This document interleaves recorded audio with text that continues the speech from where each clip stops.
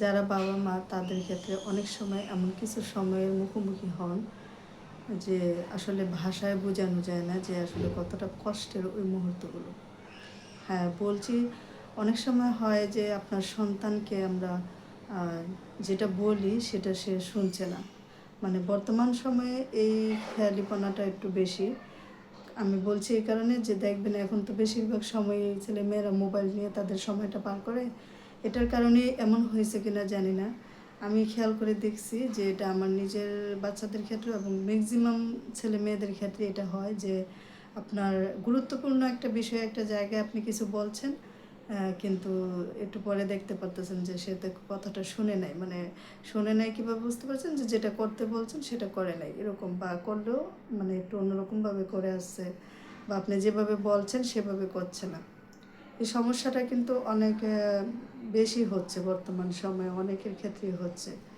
তো একবার দুইবার হয়তো বা কখনো কখনো নিজেদের মায়ার জায়গাটা থেকে আবেগের জায়গাটা থেকে আমরা কখনো কিছু মনে করি না, কিন্তু যখন সিরিয়াস কোনো ব্যাপারে আমরা তাদেরকে কিছু বলি যে এই কাজটা করে এসো বা এই জায়গাটা এটা করো, যখন সেই জায়গাটাতে তারা হেয়ালিপনা করে তখন হয় না এরকম যে মাঝে মধ্যে অনেক কষ্ট লাগে? মনে হয় না যে আমাদের সব শিক্ষা, আমাদের সব আচরণ, যা কিছু তাদেরকে এতদিন শিখাইলাম মানে দেখাইলাম, বা আমরা তাদের জন্য এত কষ্ট করি, নিজেদের কথা একদমই ভাবি না, সারাদিন নিজেদের কাজকর্ম নিয়ে ব্যস্ত থাকি, নিজের শরীর এবং নিজের যে একটা চর্চা সেটা তো আমাদের মাথায় থাকে না।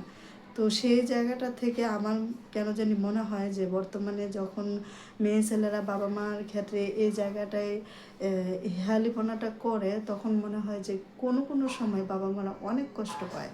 এটা কষ্ট পাওয়াটাই স্বাভাবিক, কারণ আপনি অনেক আদরের ছেলে মেয়েদের কাছ থেকেও চিরদিনই বা বেশিরভাগ সময় এটা প্রত্যাশা করবেন না যে আপনার একটা কথা সে একবার না শুনতে পারে, দুইবার না শুনতে পারে। প্রায় প্রায় এরকম করে যে আপনি একটা কথা বলছেন সে হেয়ালিপনা করে আছে, মানে আপনার যেটা করতে বলছেন সেটা সে করছে না।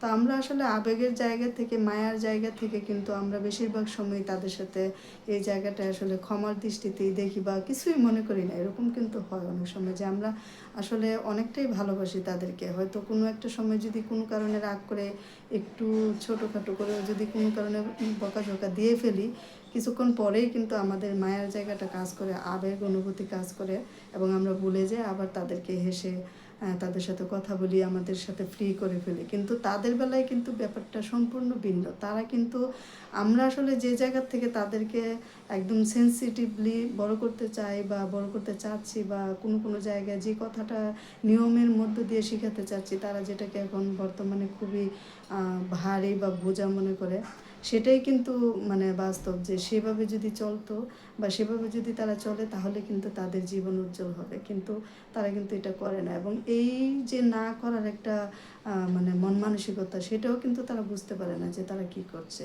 হয়তো বা তারা একদিন বুঝবে, যেদিন তাদের বোঝার পরে কিছুই করার থাকবে না। এরকম একটা সময় প্রত্যেকেরই হয়তো বা আসে, কিন্তু বর্তমান সময়ে কিন্তু ছেলেমেয়েরা বাবা মার ক্ষেত্রে অনেক খেয়ালি।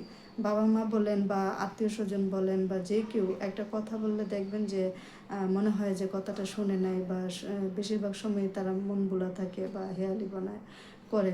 অনেক সময় এখন বর্তমান সময়ে এমনও একটা সমস্যা হচ্ছে যে দেখবেন ছেলেমেয়েরা একা হয়ে যাচ্ছে, তারা একা থাকতে পছন্দ করে। সেক্ষেত্রে বাবা তো বেশিরভাগ সময় বাইরে থাকে, মাও তাদের কাছাকাছি থাক এমনটা অনেক সময় তারা চায় না, বোর ফিল করে। আর দেখবেন যে বাসায় যদি কোনো অন্য মেহমান আসে তাদের কাছে তেমন একটা ভালো লাগে না।